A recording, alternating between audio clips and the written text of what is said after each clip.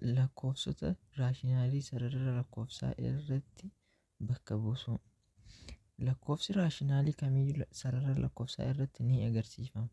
Sarara lakkoofsaa jechuun lakkoofsa bifa akka kanaan sararri isaa akka kanaa ta'ee lakkoofsa isiin negatiiva hamma dhumaatti ta'uu danda'a. Dhumaan qabu negatiiva asiin negatiiva ta'a, asiin poozitiiva ta'a. Gidduu zeeroon jira. Fakkeenyaaf asitti negatiiva 2 jechuu dandeenya. Asitti negatiiva 1, asiin 1, 2 bifa kanaatiin kan agarsiifamu sarara lakkoofsaadha jechuudha. Fakkeenya 5 sarara lakkoofsaa irratti lakkoofsota raashinaalii armaan gadii agarsiisi jedha. 1/3 fi 2/3 agarsiisi. Asitti immoo negatiiva 2/3 fi negatiiva 1/3 agarsiisi jedha. Asitti yoo agarsiisne jalqaba sarara lakkoofsaa gochuu qabna. Sarara lakkoofsaa kana goone sarara lakkoofsaa sararana itti aansee lakkoofsa 0 asii 0 gidduu kaawwanna. 0 asidha. Asiin negatiivadha. Negatiiva 1, negatiiva 2, negatiiva 3 jedhee itti fufa asiin. Asiin immoo asitti 1 jedha. 1 xiqqoorraa fageeffachuu dandeenya. 1, 2 jedhee asiinis itti fufa. Asitti yoo ilaalle 1/3 fi 2/3 agarsiisii jedhamne. 1/3 fi 2/3 agarsiisii jedhamne. 1/3 fi 2/3 immoo fakkeenyaaf 1/3 yoo hirru lakkoofsa meeqa nu dhufa? 1/3 jechuun 0.33 jedhee itti fufaa jechuudha. 0.33 jedhee itti fufa. 0.3 immoo meeqa gidduutti argama? 0 fi 1 gidduu. Kana jechuun 0.3 asitti 0.1, 0.2, 0.3, 0.4 jedhee itti fufaa jechuudha. Naannoo kanatti argamti jechuudha 0.3. Asitti 1/3 jennaa jechuudha. Kan itti aanu immoo 2/3dha. 2/3 immoo yoo hirru 2/3 meeqa nu dhufa? Naannoo 0.66 waan akkasii wayiidha. 0.66 kan immoo ilaallu 0.6 jechuun 0 fi 1 gidduutti argama. 0 fi 1 gidduutti argama jechuun naannoo kanadha jechuudha. Naannoo kanatti 2/3 jennaa jechuudha. Akka kanaan barreessuu dandeenya jechuudha. Akka kanatti sarara lakkoofsaa irratti agarsiisuu dandeenya. Kan itti aanu immoo negatiiva 2/3 fi negatiiva 1/3 jedha. Negatiiva 2/3 fi negatiiva 1/3 yoo agarsiisnu isuma duraa kanarratti yoo agarsiisuu barbaanne sararuma kanarratti agarsiisuu dandeenya. Yookiin irra deebinee kan biraas gochuu dandeenya.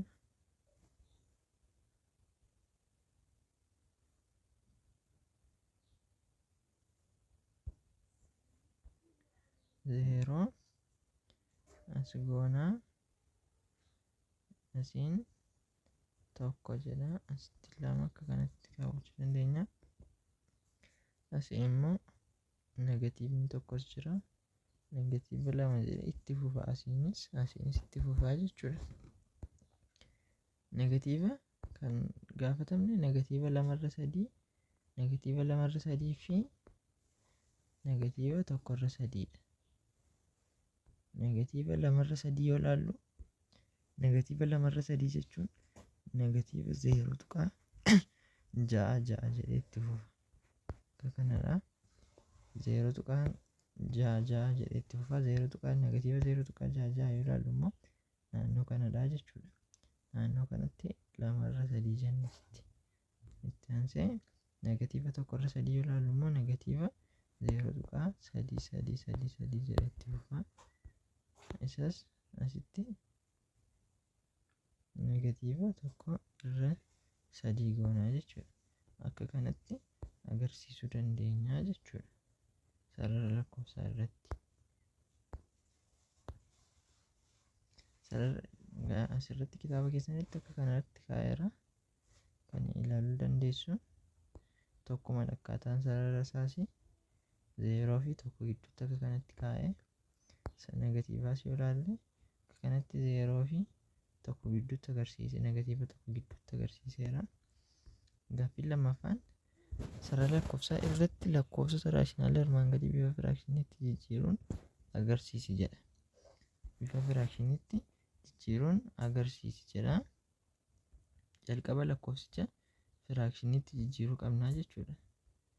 Asitti yoo ilaalle lakkoofsi kun 0.5 0.5 jechuun immoo walakkaa wanta tokkodha. Fakkeenyaaf tokko yoo fudhanne walakkaa tokkodha jechuudha. 0.5 walakkaa tokkodha.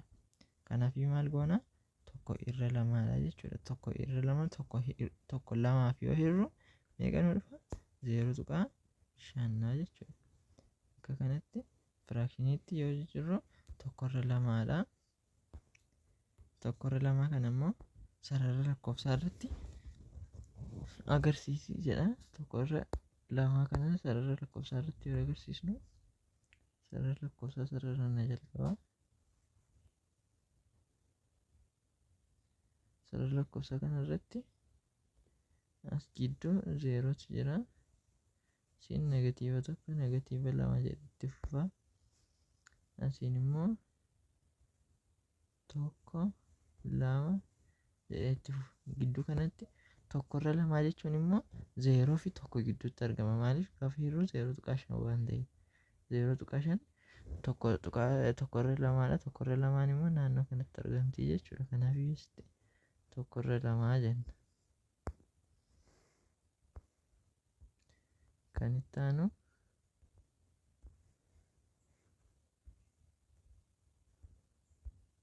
gaaffiin barra jiru immoo negatiiva 0.75 jedha.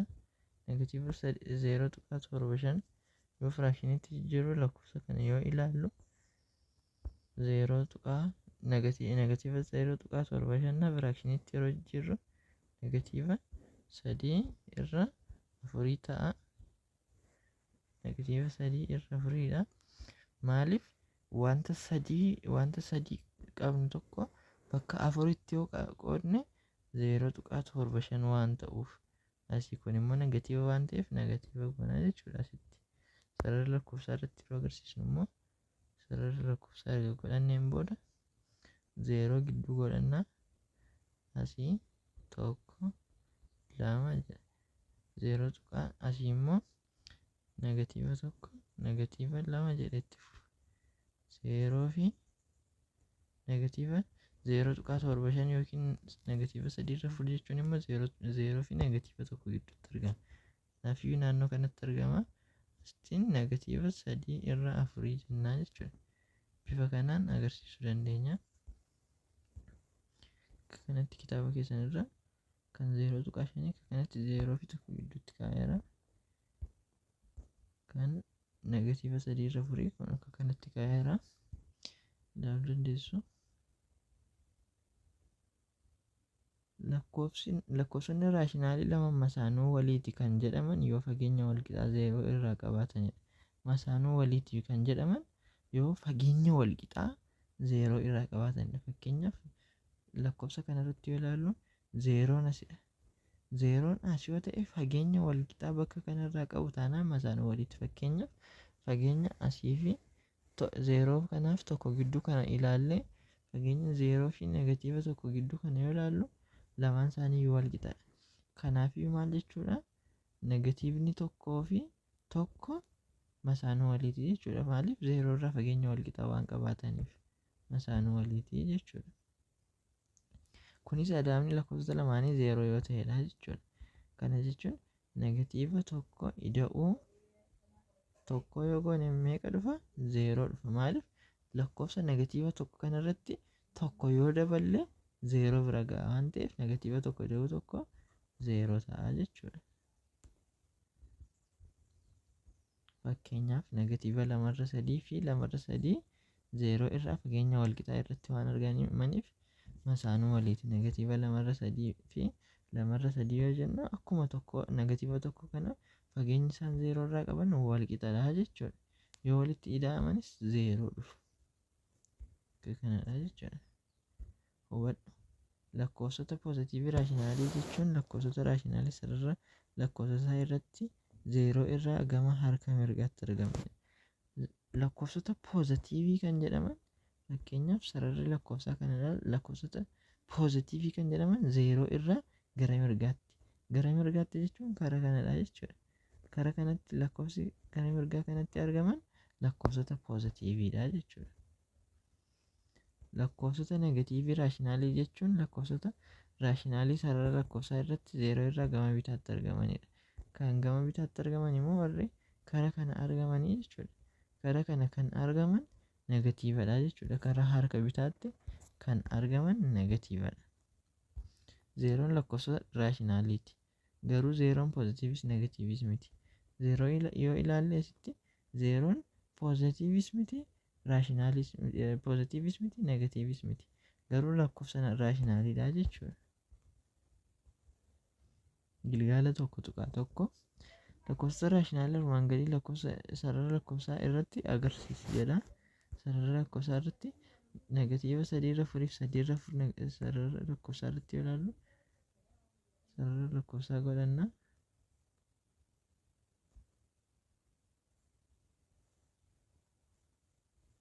Sarara lakkoofsaa kanarratti 0 gidduu taati.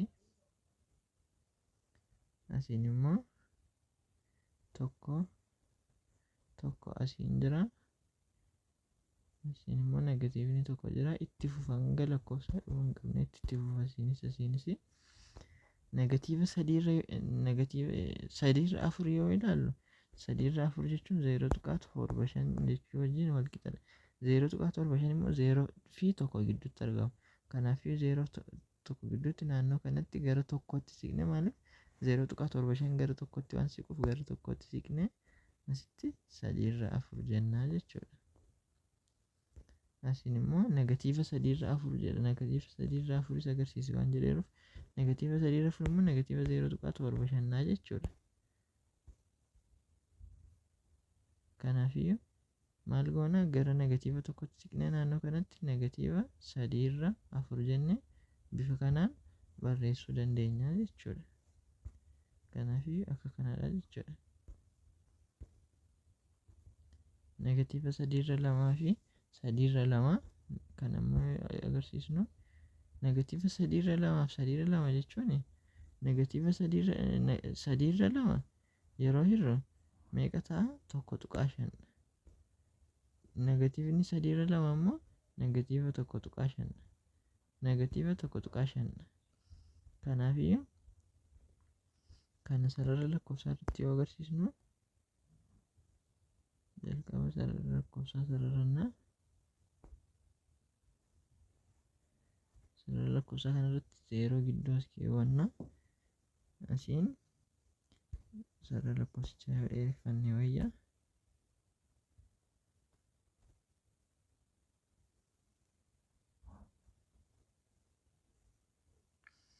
Gidduu 0tu argama. Asiin tokkotu jira. Asitti 2 jira. Asiin negatiiva 1tu jira. Asiin negatiiva 2tu jira. Itti fufaa jechuudha. Akka kanaan 1.5 jechuun immoo 1 fi 2 gidduutti argama jechuudha. Kanaafuu 3/2 jechuun 1 fi 2 gidduutti argama jechuudha. Gidduu kanatti sararri 3/2 jennaa jechuudha. Negatiiva 3/2 yoo ilaallu immoo negatiiva 1.5 negatiiva 1.5 immoo negatiiva 1 fi negatiiva 2 gidduutti argama. Kanaafuu negatiiva 3/2 jechuun negatiiva 1 fi negatiiva 2 gidduutti asitti 3/2 jennaa jechuudha.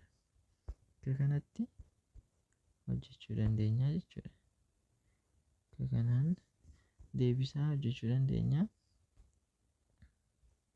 Kan itti aanu immoo negatiiva 0.25 fi 0.25 0.25 fi negatiiva 0.25 yoo jennu 0.25 yoo ilaallu meeqadha?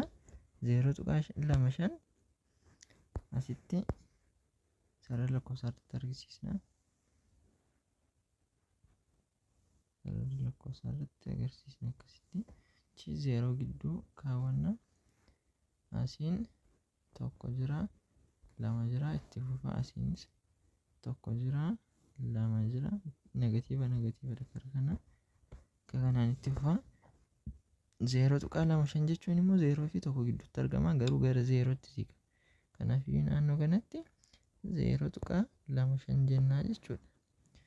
Asiinis yoo ilaalle negatiiva 0.25 jechuun gara 0tti siqa, negatiivadha. Negatiiva 0.25 jennaa jechuudha. Bifa kanaan hojjechuu dandeenya.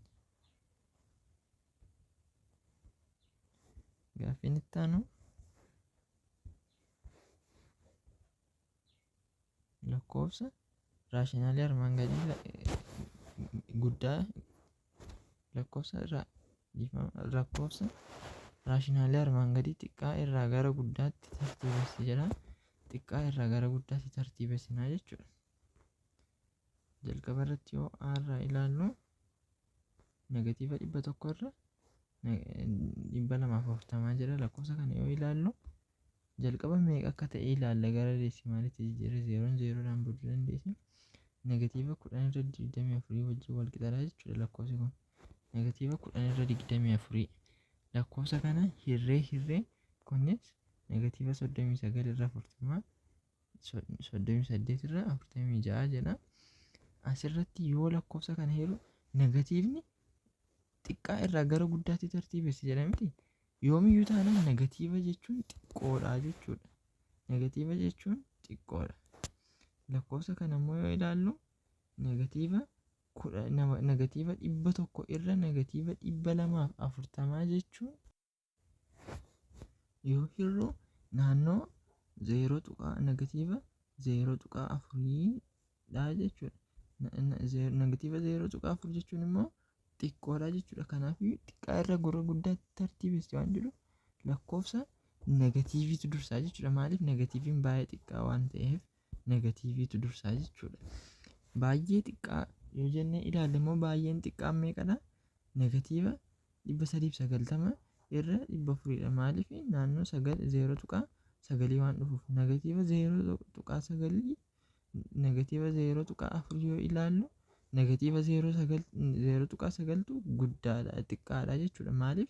Lakkoofsa isaa ilaallatu hin ta'in negatiiva kara negatiivaadha taanaan negatiiva baay'ee yoo siqaa 0 irraatii baay'ee siqaa adeemu lakkoofsichi baay'ee xiqqaachaa adeema jechuudha. Kanaafiyyuu 0.9 jalqabarra oolaa yookiin negatiivni 390 irra negatiiva 390 irra 400tti dursaa jechuudha. Kanaafiyyuu asitti maal goona jalqabarratti negatiiva 390 irra 400 jalqaba barreessina, baay'ee xiqqaa waan ta'eef. Taansii negatiiva asii qabna. Negatiiva 100 irra 240tu itti aanee barreeffama. Kan itti aanu 380 irra 460 naannoo 0 tuqaa keessa dhufa. Kanaafiyyuu inni itti aanee barreeffama. Irra 460 ta'a. Kan itti aanu 1008 irra 202 ta'a jechuudha. Akka kanatti xiqqaa irraa gara guddaatti tartiibessinaa jechuudha. Kan itti aanu negatiiva 451 irra 486 negatiiva 863 irra 245 jedhee itti fufa.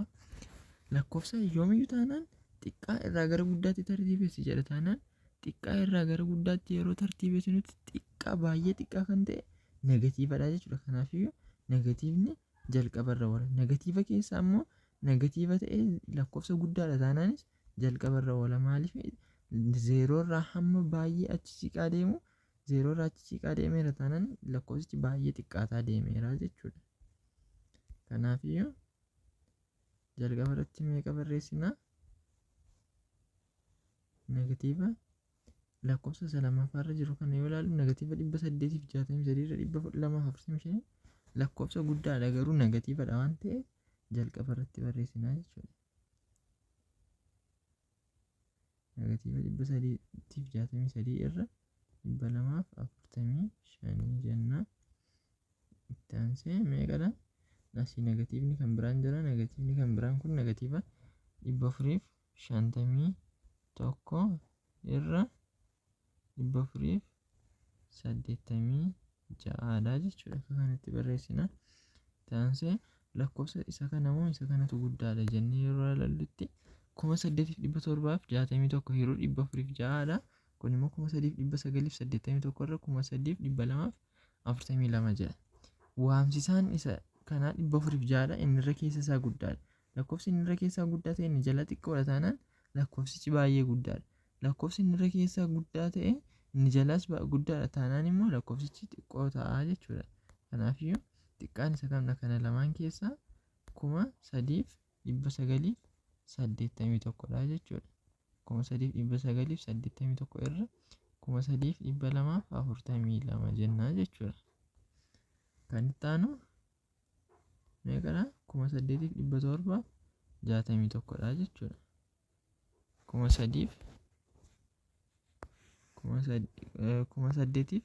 8700 itti barreessa 8761 irra 406 dhumarratti barreessinaa jechuudha.